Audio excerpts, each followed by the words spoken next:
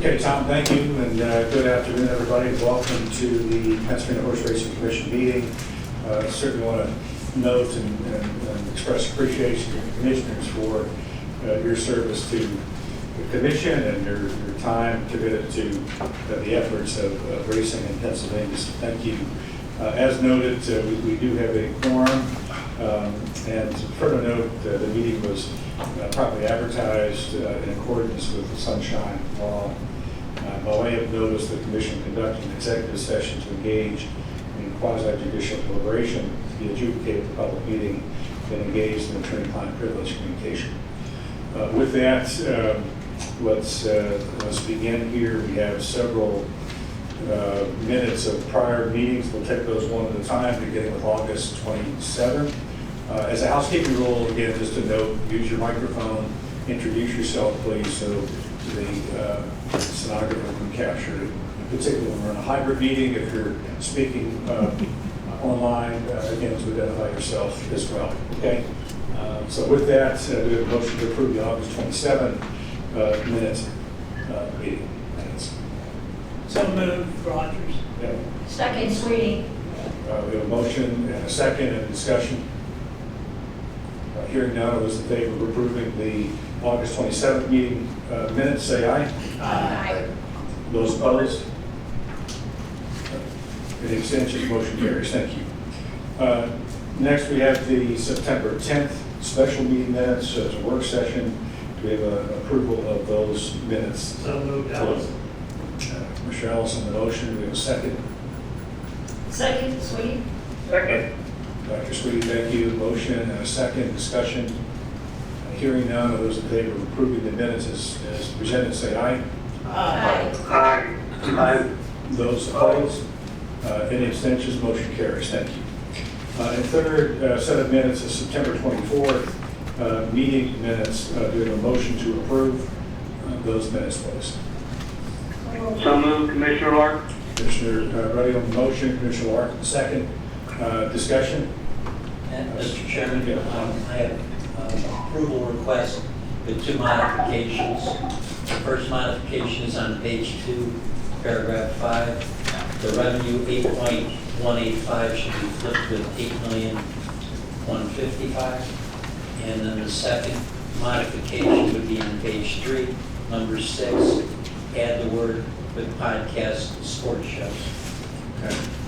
Thank you. You've heard the corrections or additions to the minutes from Tom. We have a motion and a second. We have a motion to approve the minutes as amended. So moved, Commissioner Lark. Second, Aye. Okay, we have a motion. Sorry, we'll do the amendments first. We have a motion and amendments. Mr. Rogers, right? Commissioner Rogers on the motion. I'm sorry, Commissioner Lark, I think on the second? Yes. Yeah, thank you. So first vote is on the amendments. All those in favor of the amendments to the minutes, say aye. Aye. Aye. Those opposed? Any abstentions? Motion carries. Now we have a motion and a second on the motion. We have the amended minutes. All those in favor of amended minutes, say aye. Aye. Aye. Those opposed? Any abstentions? Motion carries. Thank you. Okay, to the presentations, Racing Fund. Tom, you're going to provide the September? Yes, sir. All right. For the month of September, the beginning cash balance was a little over $5 million. Total revenue for the month was $1,683,000. Total expenditures for the month were $1,978,000, leaving a cash balance of $4,743,000. Into the commission statement, total revenue was $849,000. Personnel costs were $492,000. Total operating was $93,807. All the categories in that section are within the realm and in norm. Total expenditures were $586,000. Into testing, total revenues were $1,384,000. Personnel costs were $424,000. Total operating was $959,000. please note that under other specialized services for UPenn, that's 2 months' worth of bills, not one. The other categories are fine. Any questions so far? Into the promotional, there's no revenue for the month. It's a one-time transfer, which was $1,863,000. No expenditures at this time. What the commission should be advised, all plans and budgets were submitted downtown to the comptroller's office for approval. Approval coming back pending. As soon as it comes back, parties can submit their invoices for reimbursement. On to the comparative. Comparing September 30th of 24 to 23, total revenue is $5,045,000 versus $2,712,000. As a note, if you remember last year, the transfers for the Racehorse Development Trust Fund didn't start until, I believe it was October or November, so there'll always be that discrepancy until they catch up. Personnel costs are $3.2 million versus 2.9. The lion's share of that, if you remember, was a union increase, pay increase. The rest of the categories are within norm. The one item I would identify is you'll see that under other specialized services, there's still one payment for June that hasn't been made yet, which will catch us up. The rest of the payments have been made, so $382,000. That will level off next month. Total operating is $2.1 million versus 2.5, and that's basically the difference is the one payment that's been missing for UPenn. Total expenditures are $5.4 million versus 5.5, within 1%. Any questions so far? The last three categories deal with the PA Breeding Fund, the Sire Stakes Fund, and the Standardbred Breeders Fund. That's the financial report, Mr. Chairman. Okay, Tom, thank you. Any questions? And this is for information only? Correct. Right, okay. Okay, thank you. Let's move to the research report. Dr. Robinson, welcome. It's good to see you. Thank you. Good to see you. Good afternoon, Commissioners. This report is our annual report of research. However, I thought since we're about midway through the contract, I will give a very brief summary, just in numbers terms of total number of publications and abstracts for the current contract. So in the year of 2024, to date, we've had 4 manuscripts accepted. And in lieu of reading the titles, which I've been told is maybe less helpful than I'd like it to be, I'll just very briefly describe what each manuscript was addressing. So the first one listed was looking at a standardized field test that was developed. This was done in collaboration with our cardiologist, Dr. Chris Navas-Solis, to look at the heart during training and to look at some parameters with these remote sensors that he's been investigating. The company that he works with is called Arioneo. And so this publication is describing some of the information that we were able to obtain from those sensors to help us know when horses' hearts are starting to have problems and ideally catch that before they succumb to a sudden death incident. The second study was in collaboration with Dr. Kara Graff, one of our sports medicine clinicians at the Bolton Center. And this study and also the fourth study are very similar. They are both to address when an autologous solution is prepared from the horse's own blood. So I don't know if you're aware, but there's a lot of products now that take blood from the horse's cell and then try to spin it down and do certain procedures to isolate out growth factors and things that from the immune system of that same horse that may be helpful and then treating a problem, and a musculoskeletal problem in that horse. When that's done, the question arose, many of these horses are on anti-inflammatories like phenylbutazone and firocoxib and some of the other anti-inflammatories. And the question arose, well, if a product is made, are those anti-inflammatory drugs going to be in sufficient concentration to then cause a violation when the horse races and trains? So do we need a different withdrawal time for those products if they're given one of these products that was prepared when the horse was also receiving one of these non-steroidal anti-inflammatory drugs. So with the whole goal being to provide accurate withdrawal information to veterinarians who are prescribing these products. So both of those studies, number 2 and 4, have been published, one looking at the short-term effects of those drugs on the product itself, and one looking at the long-term effects. If the horse has been on it for several weeks, what does that do to the product that's formed, and can we detect that from a drug testing standpoint if it's given to the horse? And then the third study there was to look at oxycodone and all its metabolites in horse blood and urine, and make sure that our testing is appropriate to detect the administration of oxycodone. This study was actually initiated many years ago in collaboration with several of the horsemen's groups that donated funding for this study. And so I'm really happy that we were able to complete it. The metabolites are quite complicated for oxycodone.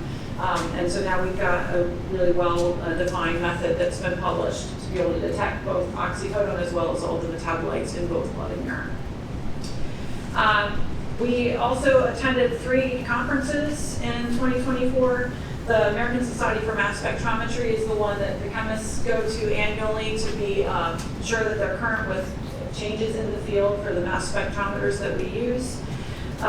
The International Federation of Horse Racing Authorities, that's the IFHA, held a global equine safety and technology summit in June, and I was invited to participate in that summit, and particularly in what was called the equine sudden death track, the equine exercise associated sudden death track. So I presented on the role that medications may play in having effects on the heart, and how that may or may not contribute to sudden death due to cardiac conditions in that summit. And there is going to be an editorial and also some manuscripts coming out of the summit that when they're published, I'll be able to share with you. And then in September, we had the international meeting of the Association of Official Racing Chemists. So this is the group that a lot of my chemists are a part of that help essentially develop methods that we need in order to do drug testing. So that was held in Chicago this year, and because it was fairly close, I was able to have some of my younger chemists attend. And I also had 2 chemists receive travel grants from the organization. So they submitted an application and were awarded travel grants to pay for their attendance at the conference. And they were invited to speak at the conference as well and present their research. So one of those is Dr. Bethany Keene, who is a postdoctoral fellow in my lab. She's sponsored also by the Racing Medication and Testing Consortium with a postdoctoral fellowship from that group. And she presented on untargeted metabolomics for improved detection of bisphosphonate use in equine athletes. So we've had a bisphosphonate study going for quite a long time.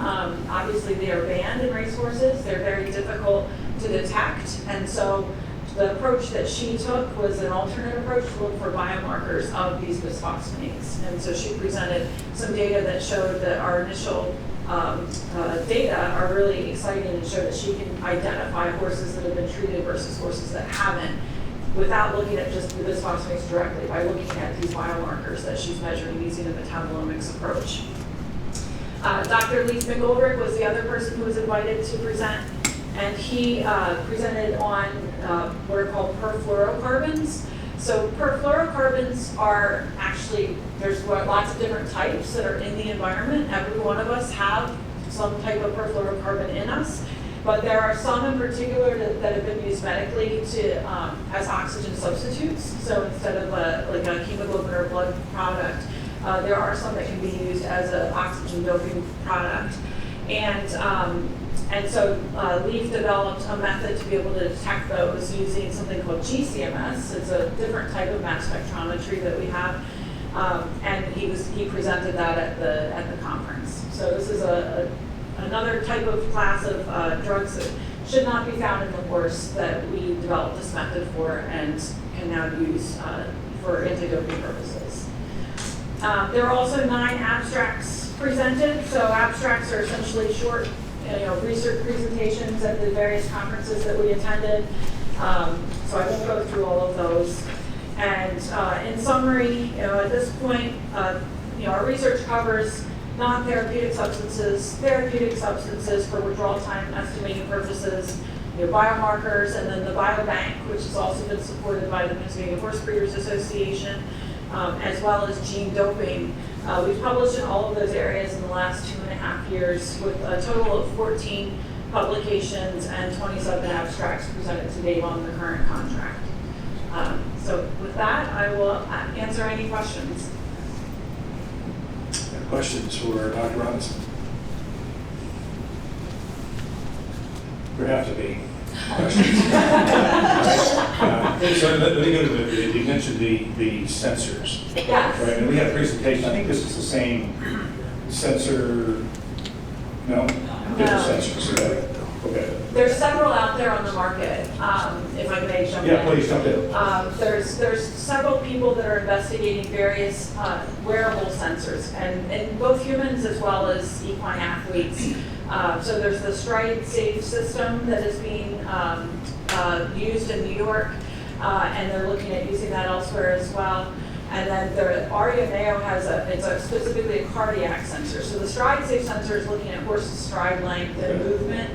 The heart sensor is actually giving an ECG or an electrocardiogram while the horse is running. And so we know that horses, when they're exercising, from the data that we have so far, they often may have an arrhythmia during exercise. And that happens actually more frequently than we thought. Now that we have these sensors we can put on horses, you can see it happening in real time. And so that was one of the focuses of the IFHA Global Welfare Summit with the Exercise Associated Sudden Death Group was, we really just need to get more data, and we need to be able to look at that data to figure out what's normal, because we now understand that just even normal horses may have an arrhythmia during exercise. And so we need to know, okay, well, if they're having certain types of arrhythmias, is that going to be more predictive of a sudden death event? Or, there's a lot of research that needs to go into this. And that Chris Navis de Solis at the Bolton Center has been really pivotally involved in this and has been collecting data for a long time. So that's the sensor work that I think is really going to be an important tool that we can use going forward to help identify specifically horses that are at risk of having a fatality during training or racing. Dr. Robinson, I have two different types of questions. These sensors, how many horses are they being put on at this point? That's a great question. Yeah, that's a great question. I don't know the answer to that. I know that PHHA is, and PHHA/HIWU, I'm not sure which branch, is investigating using these, but I know there's a lot of the work that Dr. Navis has done has been in event horses. So there's quite a few, there's a lot of data that he has for horses that are competing and eventing during training as well. He's got some racehorse trainers that he's worked with in our area as well. But I think it's still fairly early stages. So I think they've got like several, maybe 700 tracings or something like that. So it's not a small amount, but there's still a lot more work I think that needs to be done. And part of that is going to be making sure that the sensors don't interfere with the actual product, right, with the racing itself. I think having them worn in training is certainly feasible, but that requires somebody to go ahead and be willing to put the sensor on. It is telemetric, so that all the data is downloaded automatically to something that goes in the saddle pad that is with the horse, and then you can download that data once the horse is finished with their training session. They've also got some really interesting apps, and I would certainly, we can have Dr. Navis give a presentation if you're interested in learning more about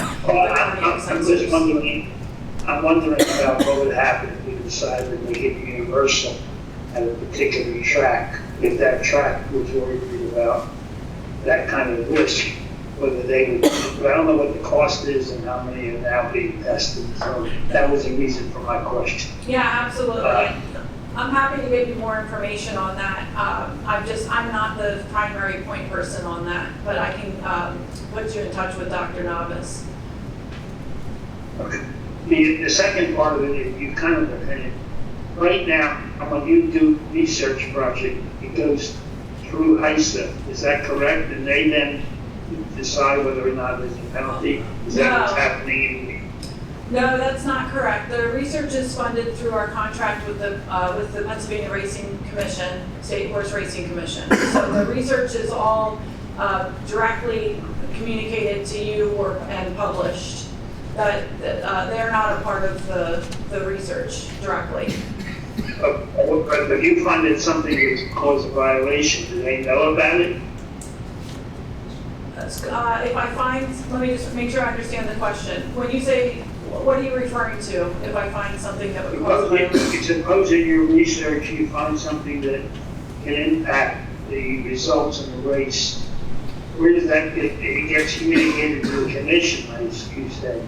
Yes. Does it also go through the commission to HISA, or does it go directly to HISA? I'm just trying to see how they get the information, because they're now doing the testing and calling the violations. I just want to know how they're getting the information. Commissioner DeBunda, let's separate this. Dr. Robinson does the research. That research is funded by commission through the contract we have with the University of Pennsylvania and Penn. I know that. Any research that is done under the commission's funding is maintained between UPenn and the commission. That information is sent to either Tony or I, and it's presented either to you by Tony or I or by Merit. If HISA or a third party wants that information, they have to come through the commission to access that information. And then that would be a decision if and when this commission so chose to share it with whoever. Because I'm a little confused about the whole thing, the balls in the air, to be honest with you, Tom. We're spending money to do research on, I agree with that. You're saying if they ask for it, how do they know we have the results? So I will say, I mean, there's certainly collaboration that occurs between all of the lab directors and PHHA HIWU. We have a weekly meeting where we discuss drug testing issues for thoroughbreds. So if something comes up and I know that we have research that is pertinent to that, then that's a discussion that I have with Tom to say, is it okay for me to share our research results with the others? So there is some behind the scenes communication as well, which facilitates that sharing. And then additionally, of course, once something's published or presented as an abstract, it's public knowledge. So anything that has been presented publicly is readily available to share with PHHA HIWU. You're saying we spend a couple $1 million a year doing research, but we don't know whether or not we release it until we have these meetings or this discussion, and you recognize that they have the answer to what they're looking for. Is that a fair statement? Because we spend a couple $1 million a year on research, correct? Generally speaking, Commission, we spend a little less than $2 million a year on research, and about $1 million of it is attributed to the Standardbreds, and about $1 million is attributed to the Thoroughbreds. So let's leave the Standardbreds to the side because that is solely regulated by the Pennsylvania Racing Commission. The $1 million that's invested by the Commission in funding is used for the betterment of the industry, I guess is the way I would describe it. There's discussions and collaboration done. There's no secret on who's working on what necessarily. Any lab in internal conversations or even conversations between the lab, they know studies are going on. Whether it's completed, many times like your Mary will tell me, we're about 50% completed and somebody wants it. We generally don't release it until the study is 100% completed. But the whole goal here is to improve the equine safety, health, and welfare. So at the appropriate time, we do share it. Okay. Because I just wanted to make sure we were spending the money and it was going to someone who would use it to regulate our industry. I think you've answered that question. It does, Commissioner. Thank you. Yeah, Commissioner, thank you. Any further questions for Mary? Just to know, I appreciate very much what you do. I appreciate you calling out the postdocs and the opportunities that they've been presented to speak and present their work. And right, that mentorship is an important part of your job and mine and others. So thank you for what you do. Absolutely. I have a fantastic team of people, and really, it's all their hard work. We all are doing this for the benefit of the horse. I mean, that's why we do what we do. And I really can't thank my team enough. I'm the one who gets to share the fruits of the labor, but they're the ones doing the brunt of the work, and I really couldn't do it without them. Yeah, we send our thank you. And I echo the same kind of thing, because I couldn't be prouder to be on a commission that has testing lab like yours. So very proud to be a part of it. Thank you, Commissioner. Okay. Excellent, thank you. Okay. Yeah, let's do some marketing. It's that time of year again where the grantees, the individual organizations make a marketing report on what they've done in the past and give us a look into the future. The first group up is the PHHA with Mike and Rachel, and I'll turn it over to you, Mr. Rand. Thanks, Don. Good to see you again. Mike Harant, H-A-R-A-N-T, and I'm going to turn it over to Rachel, who will spell her last name. Rachel Olszewski, O-L-S-Z-E-W-S-K-I. Thank you, everybody, for having us here today. We're always happy to present to the commission. We like to present what we spend the bulk of your money on. We like to give you the high level. This is what we spent the majority of your money on this year, and we appreciate that we have it to supplement our own marketing budget. I believe Tony and Tom gave you a copy of what we've got here. So it's a lot of numbers. It is a lot of numbers. I'm not a number person. I hate numbers. So I'll give you the narrative that kind of goes behind the numbers, right? So one of the biggest expenditures we have every year is our Trackmaster past performances that we have available to the public. This is our 4th year doing it. We finally feel like these numbers are probably the most accurate we've seen, just because the very first year we did half of the year. The second year, we were trying to compare it to half year. That was difficult to do. Now that we're in the 4th year, these numbers year over year are the most accurate we have seen. Our international downloads are up, which is great. That's very exciting for us. Our price per download is flat year over year, and we still have racing left, so hopefully that might go down a couple of cents, which would be great. That's always our goal, is to make this as affordable and economical as possible. Our year over year growth is down for both tracks, but again, it was, we were really trying to go against year over year, and it wasn't perfect as we went through the first 3 years. We also have things like when we take breaks for Oktoberfest at Pocono, or there was a rodeo this year at Harrah's, that we go against year over year. And so the numbers don't always correspond and line up, which goes to our bottom line on that. The second thing is, of course, our PA Harness Week cable show. We're in our 16th season of PA Harness Week, and we have a great viewership, as you can see here. So there's two different numbers to look at here. We have the Saturday premieres, which is when the show premieres on Saturday. That's the brand new show. And then we have the per episode number. So our show is repeated at least 3 times over the weekend in addition to its original premiere. Usually coming out of a Phillies rain delay or some other sports programming that then it rolls right into racing. So we get a different kind of audience for that, which is really nice. One of the things, the numbers all the way to the right-hand side, one of the things that's pretty interesting this year, I thought, is we typically go after a male demographic between 25 and 54. However, if you look at these numbers, the top 2 are female demographics, the bottom 2 are male. There's not as much of a divide as there has been in the past. between male-female viewership, which was really interesting to me this year when I looked at it. In the past, that number has been greatly divided. It's not anymore.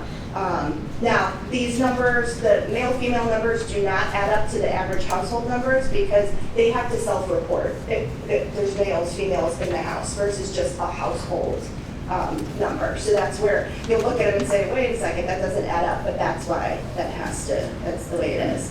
And then finally, events. On-track events are always a big expenditure because we want to drive people to the tracks, obviously. Weather was a bit of an issue this year for some stakes. You'll see there's tents over all the blankets in these pictures, but we still had a great day of racing, which was a wonderful opportunity for us. I have to give a special shout out to Chris Tully. He is our social media guru for the stakes days. We have Chris come in and he just takes care of all of that for us. So because I'm always running around doing a million other things, I know Chris has that under control for all of our followers who are not there at the track with us, and he's always keeping them updated, which is great. We have a great partnership with PHHA. They were at both of our stakes events this year, which was wonderful. We always appreciate having them there and getting exposure with them as well. And then this year we had our first ever goat racing at Pocono. I always like to say that one because I like that response there. So last year we did camels and ostriches. This year the camels and ostriches just didn't line up with our schedule, unfortunately, with his travel schedule and our schedule. So we decided to kind of shift gears a little bit. There is a local goat farm that does goat therapy and goat yoga. And we said, would you consider goat racing? She said, well, they race to the feed trough every morning. And we said, okay, let's give it a shot. And they had the best time. The goats, the owners of the farm, the people that were in attendance. Jim Bedelia had one of the goats on his show earlier in the day. We had a meet and greet with a goat who just walked himself around the patio and he was meeting and greeting everybody who was there. It was a rainy day, so we did have a little bit less of following there that day, but we are going to look at bringing it back next year just because we had a good time with it. It was local. We had less issues. Last year, we had some protesters who were not so happy with the camels and ostriches because they were being ridden. This year, the goats were not being ridden, so nobody complained about it.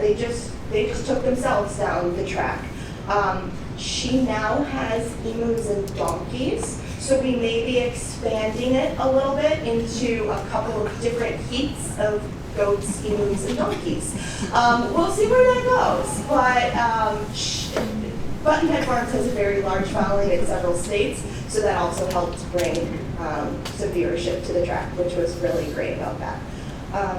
That's what we have spent the majority of everything on this year. We're looking forward to next year. We've already started some of our planning, and we already have some things coming up at Harrods, obviously, with Christmas Eve and New Year's Eve racing. So if there's any questions I can answer, I'd be happy to. Questions, comments? So just on the demographics, is there, you begin to see a pattern? I mean, you said that there's not a lot of big difference between the women and men, but just some idea just on demographic changes that you're seeing generally? Well, so in general, I was very surprised, quite honestly, because in the past, that divide has been great. I mean, it has been male skewed. Even for our digital marketing, it's been male skewed. We have some digital ads running right now that after seeing these numbers, I'm going to be pulling the numbers more thoroughly on those to see where we're at. Because it truly did surprise me that it was as close as it was.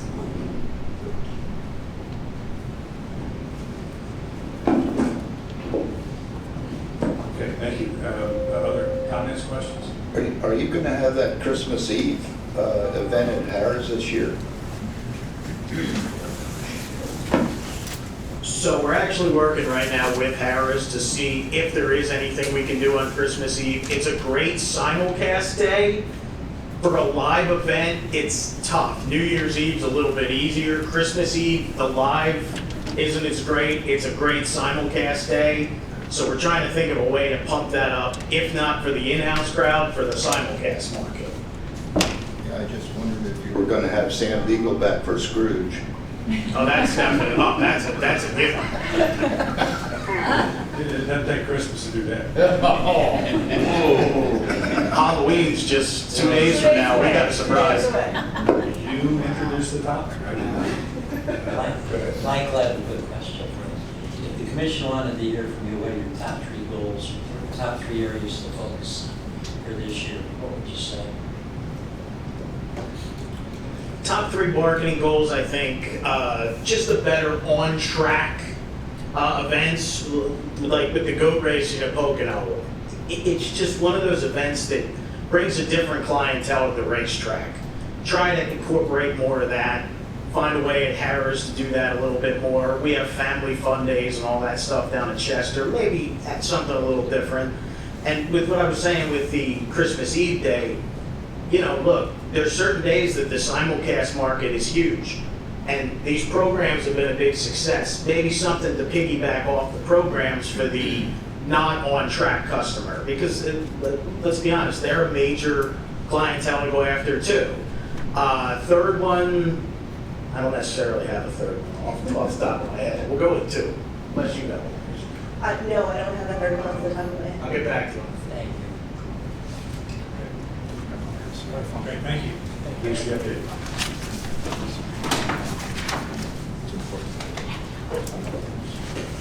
Next up is another marketing presentation, and this one will be by the PAHBPA with Ty Monsteller and Stu Gershon.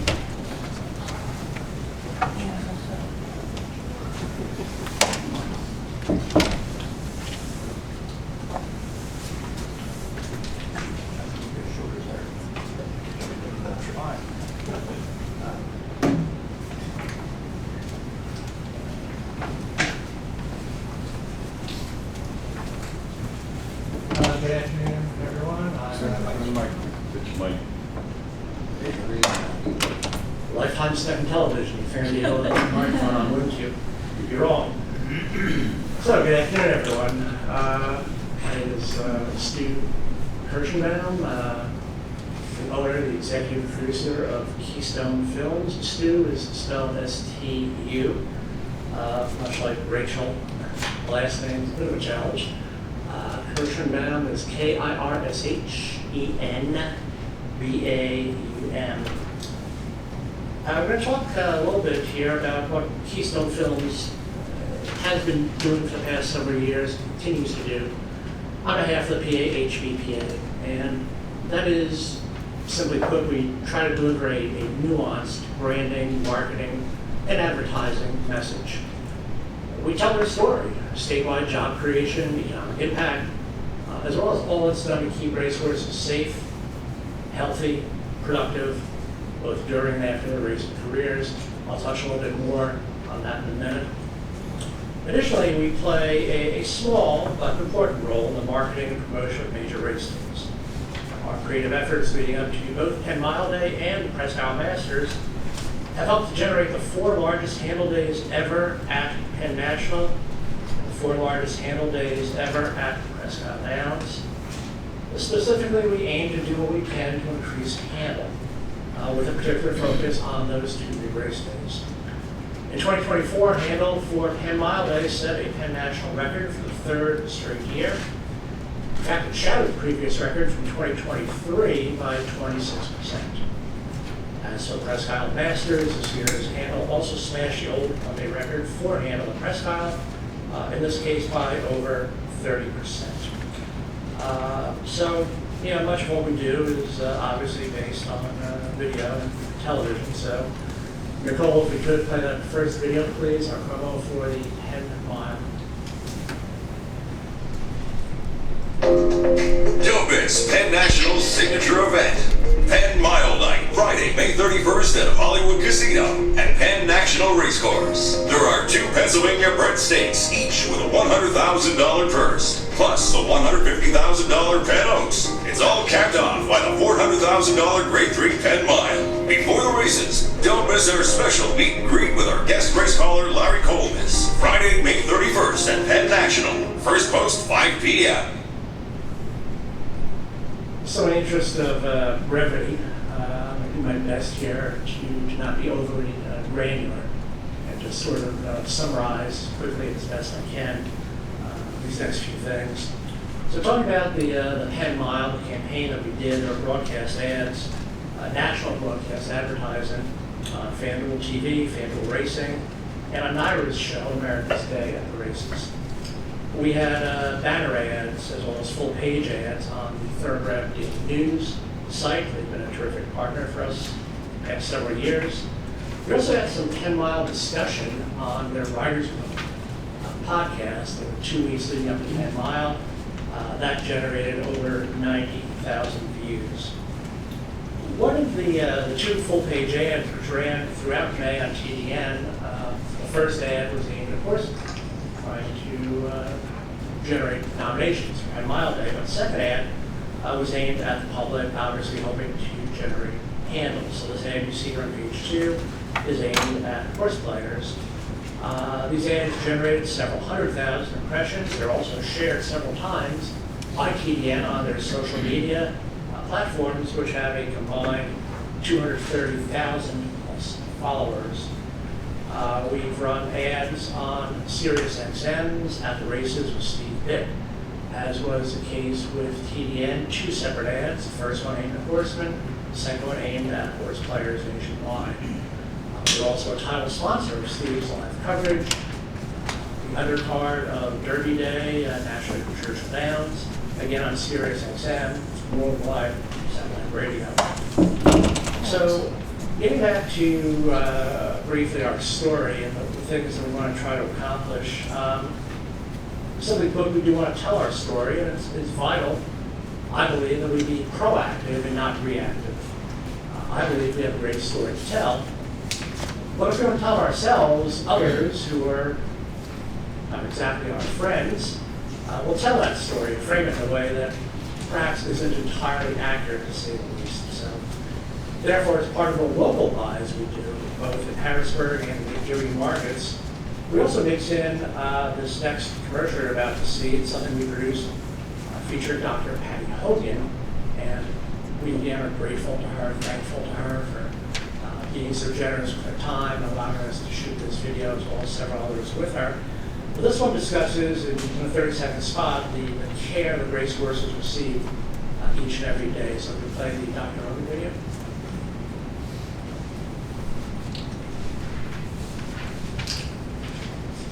Come here. As a veterinarian, I get to be hands-on with beautiful racehorses. How do you feel today? I'd like everyone to realize how much attention, how much love, and how much care they receive. It really is extraordinary.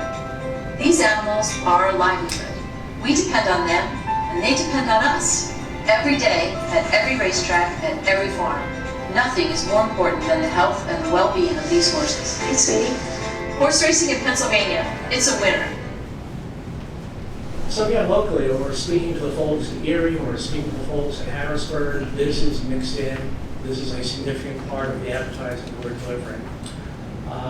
So we ran these 30-second commercials on Channel 8, NBC affiliate here, during NBC's live broadcast of both the Derby and Preakness.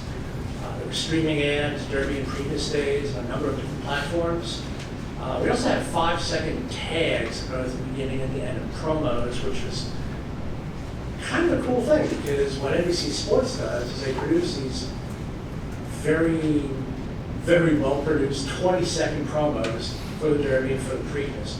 We get the 5 seconds at the beginning, and we get the 5 seconds at the end to promote the HBPA, to promote Penn National, to promote Penn Mile Day. And these run frequently in the weeks leading up to each of those first 2 Triple Crown races, news, primary programming, and sports. Turning to Press Tile, we did a fairly small-sized campaign for opening day there. Nationally, we have a spot that ran on FanDuel TV, FanDuel Racing as well. Those commercials ran anywhere from 4 to 10 times daily in the few weeks leading up to opening day. We play that third video, the Press Tile opening day spot.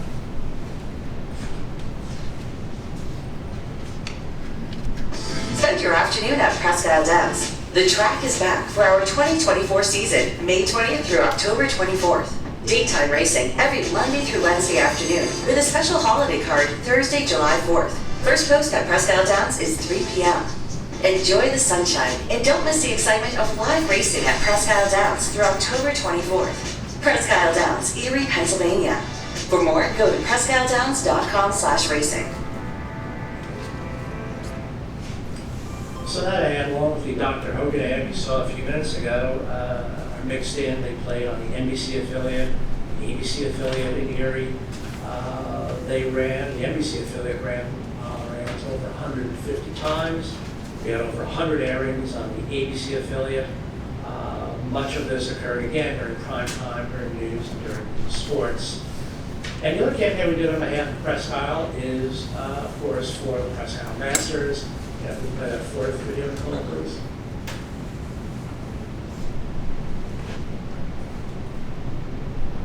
The biggest day of the year at Presque Isle Downs is even better. Friday, September 20th, along with Parks Racing and their great card for the following day, Presque Isle has 2 new wagers, each with a 15% takeout. The Keystone Daily Double combines the Grade 2 Presque Isle Masters with a Grade 1 PA Derby at Parks. The Pennsylvania Pick 4 has a mile in the Masters at Presque Isle, plus the PA Derby and the Grade 1 Cotillion from Parks. Friday, September 20th, first post at 4 p.m. So as you saw there, I mean, there's something a little bit different going on. There's 2 multi-day wagers that are being introduced. And we felt it was really, really imperative to create something that was going to reach horse players and resonate with horse players and therefore drive handle.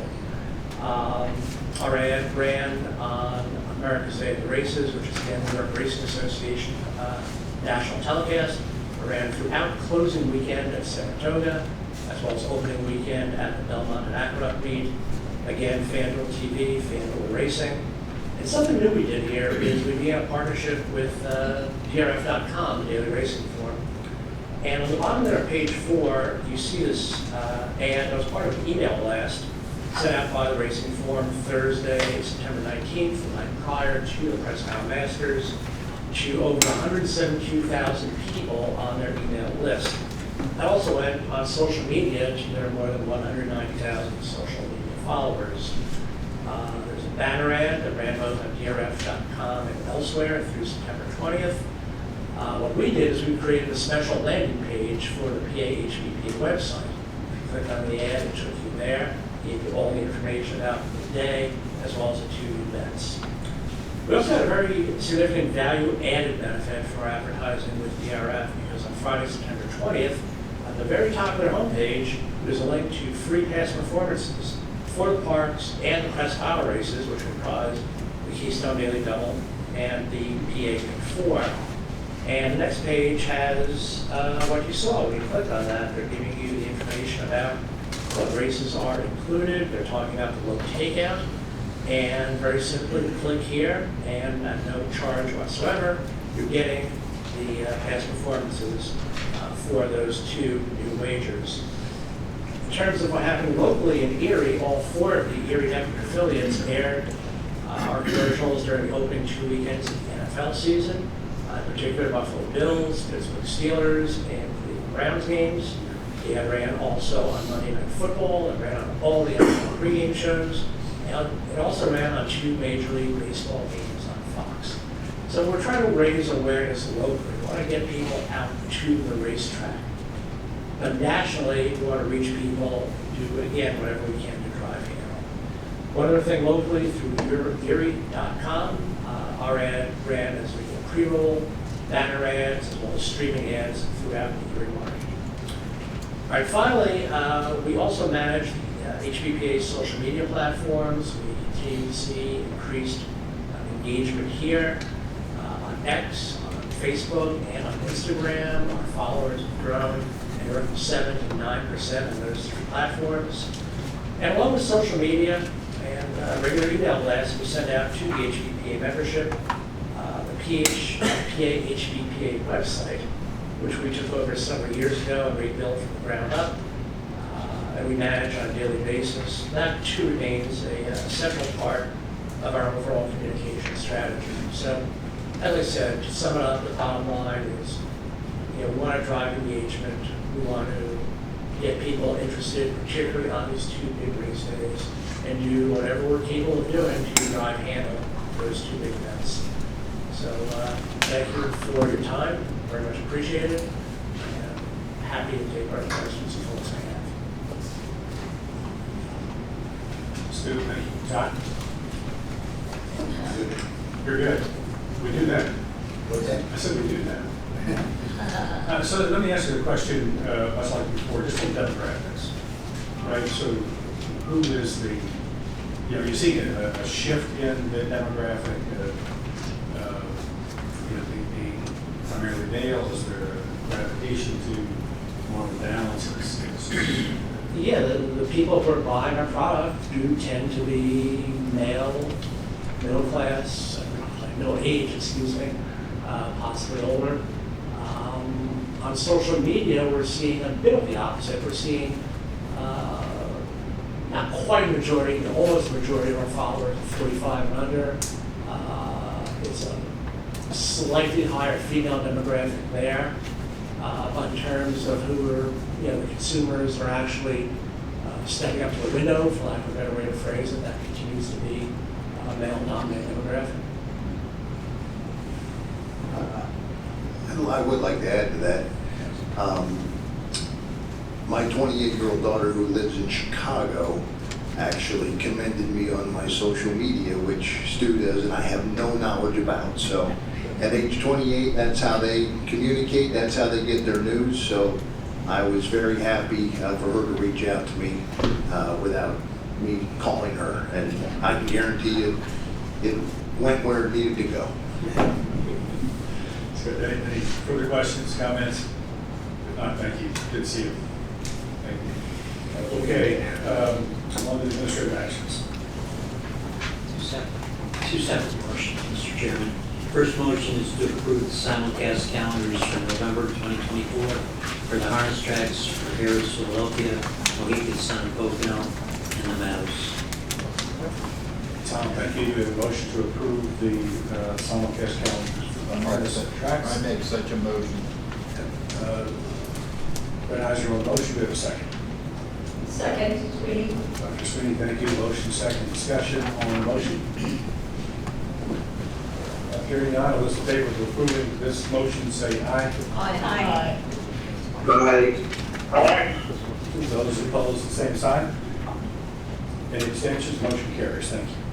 The next motion, Mr. Chairman, is a motion to approve the simulcast calendars for November 2024 for the Thoroughbred tracks, Parks, Penn National, and Prescott Downs. Thank you. We have a I'll motion. make such a motion. Thank I'll you. make such a motion. Second. Okay, Commissioner Second, Clayton Jones. and Commissioner Jones will second. Good. We have a motion, second, discussion.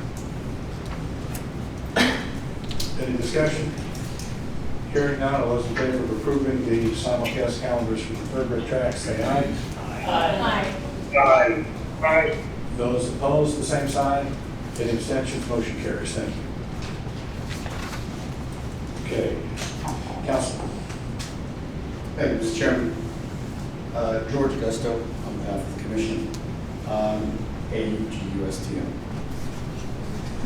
It's that time of year when we have license renewals for 3 categories: racing vendors, tow companies, and SPMOs. The Director of License has determined that the renewals are complete and correct. All these entities have paid the necessary fees, and these are ready for your review and approval. As usual, I would seek your permission to read one order for each license category as they are listed in the agenda. And the one proposed approval will be subject to all of those entities within that category. If you'll bear with me, I will read the entire order. These are for the racing vendors as listed in the agenda, starting at ODS Technologies all the way down to Churchill Downs Technology. And now this 29th day of October 2024, pursuant to Section 9351B1 of the Racing Act, the above racing vendor, as defined in 9301, is seeking to renew its license to provide goods and services to a licensed racing entity directly related to racing or the racing product.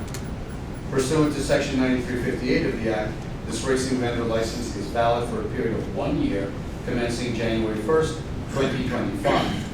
In accordance with the statutory authority set forth in Section 9353B and its regulatory authority set forth in Section 187.4B, the Commission has reviewed the submitted renewal application and the pertinent information from the racing vendor, including any subsequent changes from its previously approved license application. Based upon the Commission's review and consideration, it is ordered that the above referenced racing vendor license renewal application is granted for the year 2025. It is further ordered that the Commission's approval is issued upon the ongoing general conditions of compliance set forth in the Act and with the following specific conditions. Number one, the racing vendor shall provide the Commission with written notice of any modifications, changes, or amendments to the vendor agreement as submitted and approved by the Commission no later than 15 business days after such modification, change, or amendment. Number two, the racing vendor shall provide the Commission written notification of the election to terminate or not to renew the vendor agreement no later than 15 business days after such election. And number three, the racing vendor's license may not be conveyed, assigned, or transferred to any other person or third party without the prior approval of the Commission. And that can be taken as a motion, Mr. Chairman. Okay, Council, thank you. So we have a motion. Move we approve Rogers. Mr. Rogers on the motion, we have a second. Okay, ready. Mr. Ruddy, thank you. We have a motion and a second. The second was Mr. Ruddy. Discussion. Discussion. Hearing now. I'm abstaining on item 2024-07. Okay. Hearing none. Further discussion. All those in favor of approving the motion as presented to council, say aye. Aye. Aye. Those opposed and abstentions, as noted, Commissioner Ellis on put one noted. Any others? Okay, motion carries. Thank you. Thank you. Next on the agenda is totalized acre companies of votes. And here's the proposed order. And now this 29th day of October, 2024, pursuant to Section 9351B1 of the Act, Racing Act, the above tote entity as defined in Section 9301 is seeking to renew its license to utilize a computer system used to pool wagers, record sales, calculate payoffs, and display wagering data on a display device that is located at a pari-mutuel rich-card facility or non-primary location. Pursuant to Section 9358, this tote license is valid for a period of 1 year, commencing January 1st, 2025. In accordance with its statutory authority set forth in Section 9353B and its regulatory authority set forth in Section 187.4B, the Commission has reviewed the submitted renewal application and the pertinent information from the tote entity, including any subsequent changes from its previously approved license application. Based upon the Commission's review and consideration, it is ordered that the above referenced tote license renewal application is hereby granted for the year 2025. It is further ordered that the Commission's approval is approval is issued upon the ongoing general conditions of compliance set forth in the Act and with the following specific conditions. Number one, the tote shall provide the Commission with written notice of any modifications, changes, or amendments to the tote agreement as submitted and approved by the Commission no later than 15 business days after such modification, change, or amendment. Number two, the tote shall provide the Commission with written notification of the election to terminate or not renew the tote agreement no later than 15 business days after such election. And number three, the tote license may not be conveyed, assigned, or transferred to any other person or a third party without the prior approval of the Commission. And that can be done as a motion. Council, thank you. I'll make such a motion. Commissioner Gonzaga on the motion. Do we have a second? Clark, second. Commissioner Lark on the second. Discussion of this motion. Hearing none, all those in favor of approving the motion to license renewals for tote companies, say aye. Aye. Aye. Those opposed, the same sign. Any abstentions? Motion carries. Thank you. Lastly, we have two SPMO companies for license renewals, and this will be the following order, and now this 29th day of October 2024, in accordance with sections 9322 and 9351B2 of the Racing Act. The above applicant is seeking to renew its secondary pari-mutuel racing organization, SPMO license, as defined in section 9301 of the Racing Act, to conduct advanced deposit wagering in Pennsylvania. Pursuant to section 9358, this SPMO license is valid for a period of 1 year, commencing January 1st, 2025. In accordance with statutory authority and regulatory authority, the Commission has reviewed the submitted renewal application and the pertinent information from the SPMO, including any subsequent changes from its previously approved license application. In addition, the above applicant has submitted the statutory licensing fee associated with the SPMO renewal application. Based upon the Commission's review and consideration, it is ordered that the above referenced SPMO license application is hereby granted for the year 2025. Such approval is issued upon the general conditions of compliance set forth in the Act and with the following specific conditions. Number one, the SPMO will comply with all SPMO operational provisions and the Commission's orders, tax obligations, horsemen's horse contribution obligations, and the license renewal provisions set forth in the Racing Act. Number two, the SPMO shall provide the Commission with written notice of any modifications, changes, or amendments to its SPMO renewal application as submitted and approved by the Commission. Number three, the SPMO shall provide the Commission written notification of the election to terminate or modify operations within the Commonwealth no later than 15 business days after such election. Number four, the SPMO understands that its license may not be conveyed, assigned, or transferred to any other person or third party without the prior approval of the Commission. That can be done as a motion. Yes, thank you. We have a motion to approve the SPMO company license renewals. So moved. Commissioner Benheiser on the motion. We have a second.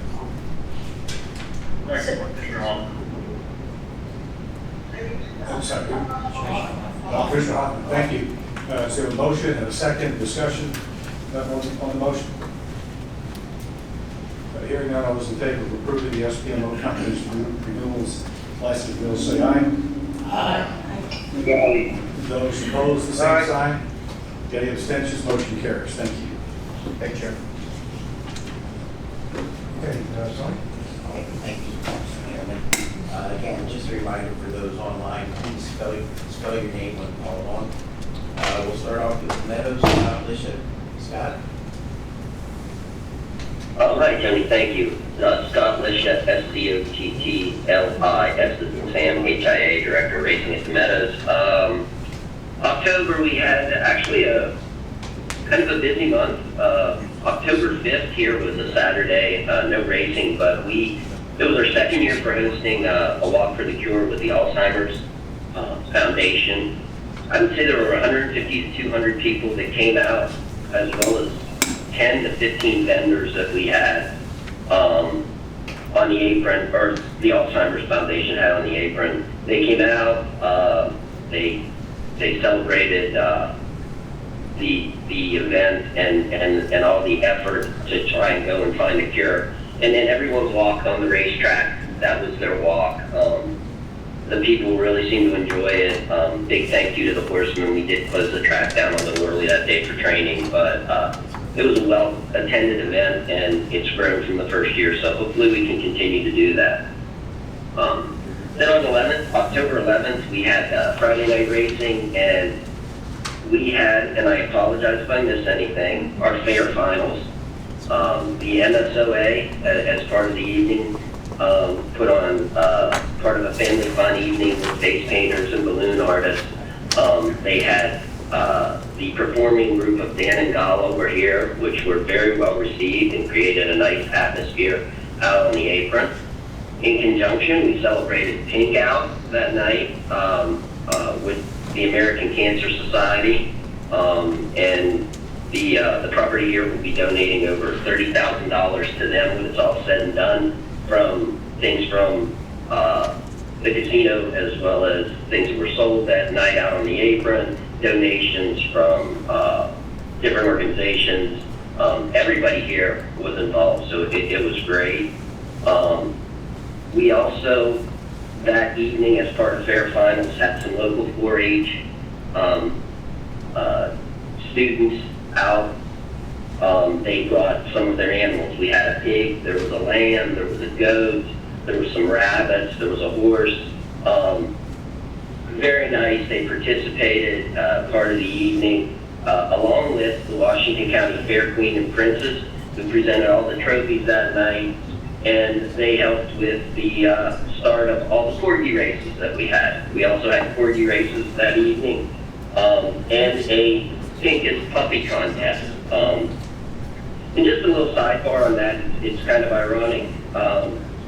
The pinkest puppy contest and the corgi races, we do those as well as we do wiener dog races, and it brings a different group to the racetrack, as I think other people have mentioned, and exposes. But interestingly enough, the Steelers had a Monday night football game last night, and the winner of their corgi race, I think it was at halftime, was recognized on the PA system as the winner of the pinkest puppy contest at the Meadows earlier this month.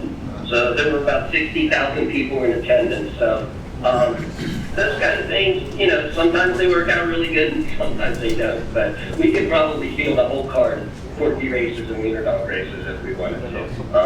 And in conjunction with that, we're racing this month 3 days a week. The weather's been great. We're going to have another gorgeous week, it seems like. So everything moving forward.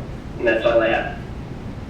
Okay, thank you, Scott. I know Commissioner Buddy and Commissioner Brenizer attended the fair finals, and they complimented on the job you guys did. It sounds like you had a real fair atmosphere for the finals, so thank you. Mike Sullinger from Pocono. Mike? Thank you, Tony. It's Mike, M-I-K-E, Zullinger, Z-U-L-L-I-N-G-E-R. And as we are winding down our season, we have about 10 race days left here in November. Just a reminder, we added 3 days of racing on November 18th, 19th, and 23rd. So the 23rd will be our last day of racing. We just finished up our John Simpson Memorial races yesterday, and just getting ready to end the season on a good note. On November 19th, the PHRA and the PHHA will be doing a Caregivers Day here at Mohegan, Pennsylvania, the first one, so I'm sure all of our caretakers will be happy to be included this year. That will be from 11 a.m. to 1 p.m. down in our paddock area, so I'm sure they'll be excited for that. Other than that, not much else going on. Handle's been strong. We're only about 1% behind last year's numbers. So I hope to maintain that through the last 10 days. Thanks, Tony. Okay, thanks, Mike. Why don't we go to Barry Brown from Harris? Barry? Thanks, Tony. Barry Brown, B-A-R-R-Y-B-R-O-W-N, Director of Racing Operations, Harris, Philadelphia. So for the way the month of October started for us, we were on a break. As mentioned earlier, we held a rodeo here at the property. During that break, our break began September 30th and lasted through October 12th. We are back now to our normal 3-day-a-week schedule, and that will continue for the remainder of the calendar year. As also mentioned earlier on this call, we are racing straight through New Year's Eve, and our schedule will stay the same through New Year's Eve. That's my report. Thank you, Tony. Okay, thanks, Barry. Joe Wilson from Parks. Joe? Yeah, thanks, Tony. It's Joe Wilson, W-I-L-S-O-N. Today is actually Delbound Day at the races. Jeff Maddie's going to talk a little bit about that. We have special live racing cards this Saturday, Breeders' Cup, and also on Black Friday. First time we've done that in a while. And Monday is actually the 50th anniversary of this racetrack, November 4th. So we're going to give away free programs, hot dogs, sodas, coffee, and basically looking forward to that. And other than that, just enjoying the nice weather. That's all I got. Thank you, Joe. Gary Johnson from Penn National Air.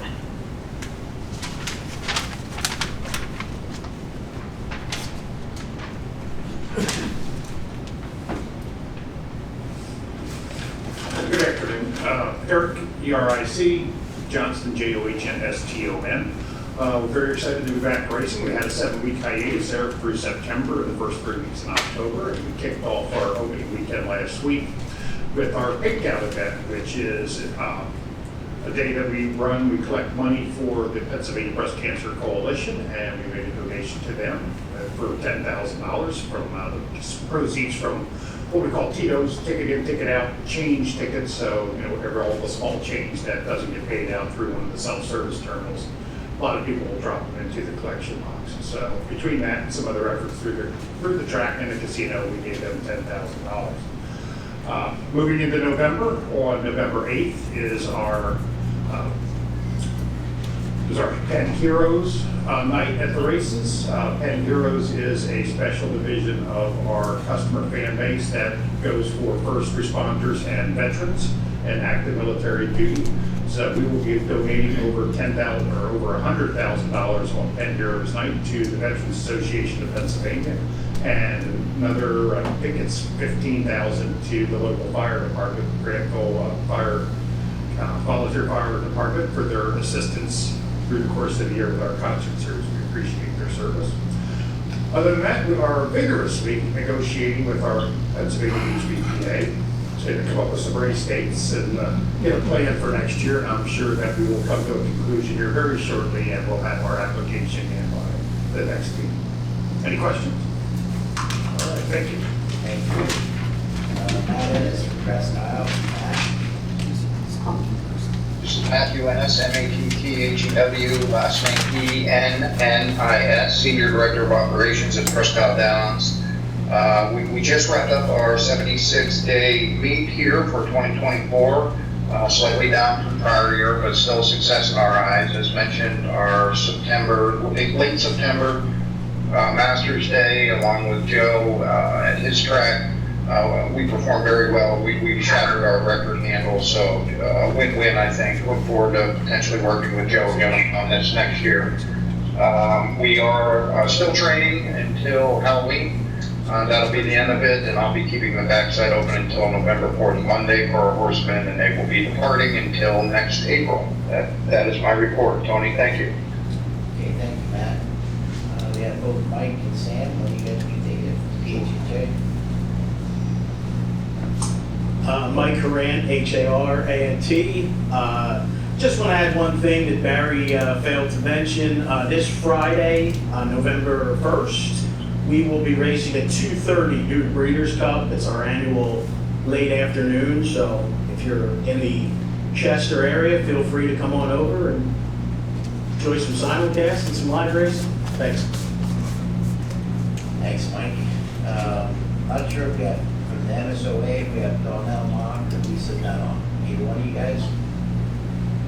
I'm on Donnell, D-A-W-N-E-L-L-E, and the Mock, M-O-C-K. Pretty much everything Scott said, he covered it all. We had a great fair final to pick out. And then we are doing the Caretakers Day with the PHRA November 20th here, so we're looking forward to that. But yeah, Scott covered everything. Thank you. And that too introduced me to Ashley. You're not on the agenda, but I know you wanted to talk about the Caretakers Day. Thank you. Ashley, A-S-H-L-E-Y, Eisenbeil, E-I-S-E-N-B-E-I-L. I just wanted to take a second to talk about Caretakers Day. This is our 3rd annual Caretakers Day. This has been a very special project to me. Each year we want to honor the people that are hands-on with our horses at the farms and at the tracks. So we want to gift them a nice sweatshirt, and this year we're doing winter socks. So we get a custom logo made each year for them with Caretakers Day on it, and we're just super excited. At Pocono we'll be on the 19th, the 20th will be Penn National, Parks and the Meadows, and then also the 21st is Harris.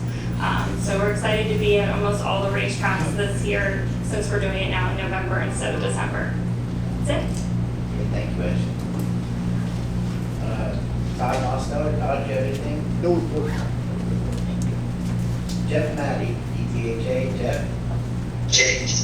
Thanks, Tony. This is Jeff, last name Matty, M-A-T-T-Y, Executive Director of the PTHA. This is our third annual Del Val Day of the races. So we have 65 students out here from Delaware Valley University, all with equine-based, degrees that they're focusing on, and hopefully furthering their careers in racing or their careers in the equine industry after graduation.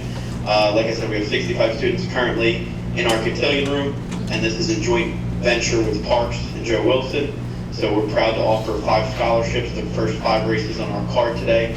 We had a lucky winner, and that student was then presented with a $1,000 check to go toward their tuition. So again, very proud each and every year this event and this day gets bigger and bigger, and hopefully next year we could get some of the commission to attend. We'll do it on a non-commission meeting day, and just can't thank Joe and Parks and Del Val, for the collaboration, and it's a really great way to get the younger generation involved and show them all the opportunities that exist in racing. And last but not least, our membership is very excited for Ashley and the PHRA to visit when we do Caregivers Day. So excited about that. That's on our calendar, and especially the grooms, the hot walkers, the exercise riders. A lot of buzz and excitement as we start to promote that with the help of Ashley and the PHRA. Thank you.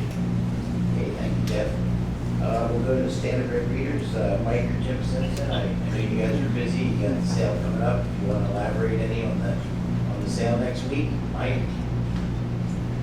Yep, this is Mike Simpson, MikeSimpson. The annual Standardbred Horse Sale at the Farm Show Complex will be next week, Monday through Friday, and all are welcome to attend. Okay, thanks, Mike. I know Brian is on vacation, but I think he has someone filling in for him. Yes, hi, that would be me. My name is Avery Levanti. First name is Averie, last name Levanti. I'm the executive coordinator for PHBA. So starting off with the slot revenue transfers to the breeding fund, they're down about $2.25 million from 2023, the same period last year. The exact number is $2,259,978 year to date. Moving on, in the past month and change, we have had 2 Pennsylvania breds win graded stakes. We did have Roses for Deborah win the Grade 2 Presque Isle Masters at Presque Isle. She did set a track record in the process. She was bred by Blackstone Farm. And we also had Our Shot, who is bred by Dr. S. Mark Rayberg, who won the Grade 2 Woodford Stakes at Keeneland for his first stakes victory. So that brings our total to 6 individual graded stakes winners this year, which doubled our number from last year. So Pennsylvania breds have been doing fantastic this year. It's really great to see. In terms of new stallions coming into Pennsylvania next year, we already have quite a few so far, and we would expect to get some more as well. But so far we have Zozos. He is a millionaire graded stakes winning son of Munnings. He will be staying at Equistar Farm. I know that Rodney just had his open house this past Saturday, and it looked like it had a fantastic turnout. So breeders got to see Zozos for the first time, and it seems like he's getting quite a good reception so far. We also have Imposing, who is a son of Gunrunner. He was unfortunately unraced, but he is the first son of Gunrunner to be standing outside of the state of Kentucky. He's also out of Untappable, who was a champion 3-year-old filly, winner of the Kentucky Oaks, Cotillion, Breeders' Cup Distaff. So he is a fantastic pedigree, just unfortunately he was unraced, but given the popularity of Gunrunner, hopefully he gets some interest as well. We also have Baron, who is a Pennsylvania bred himself. He is the highest earner for Wood Oaks' stallion, Wigilia. He was a multiple stakes winning and earner of over $900,000. And last but not least, we have Enticed, who is coming up. He just got here from Kentucky. He is moving from Darley. He was a multiple graded stakes winning son of Medaglia d'Oro, and he was out of multiple grade 1 winning It's Tricky, so another with a great pedigree.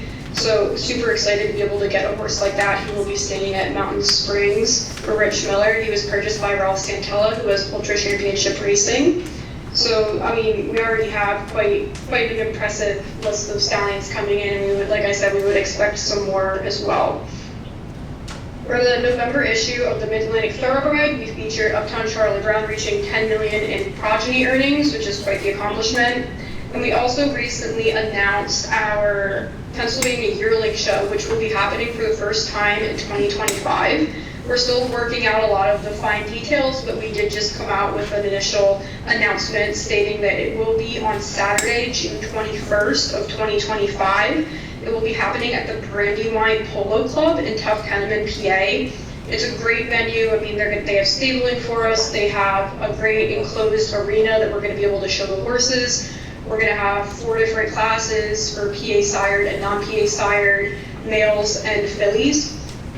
We're going to have prizes in each class, trophies in each class, and our guest judge for the first year will be Commissioner Russell Jones. So we're really looking forward to that, and we will have some more details coming out about that shortly. And that's all for me. Okay, thank you. One last thing on behalf of the commission, I'd like to thank Ashley and the racetracks for recognizing the caretakers and grooms. They're the unsung heroes, as we say, that don't get a whole lot of attention, but are behind the scenes all the time, taking extraordinary care of these horses. And they need all the recognition they can get, and I appreciate that, Ashley, you guys are doing that. So, Mike, I don't think there's any public comment. No request, sir. That's it, Mr. Chairman. Okay, Tony, thank you. Just a couple of final points. A note of thanks to, again, the commission. I always want to say thanks to the staff and executive staff, particularly working through this and IRU, council, patience, impresses me every day. Thank you. Certainly want to say thanks to Jeff at Del Val today, and my friends at Del Val. Tell them I said hello, and to Joe, congratulations on the 50th anniversary of Parks. With that, we'll take a motion, entertain a motion to adjourn. Commissioner Ellison, motion a second. And Commissioner Wright, everybody say yes.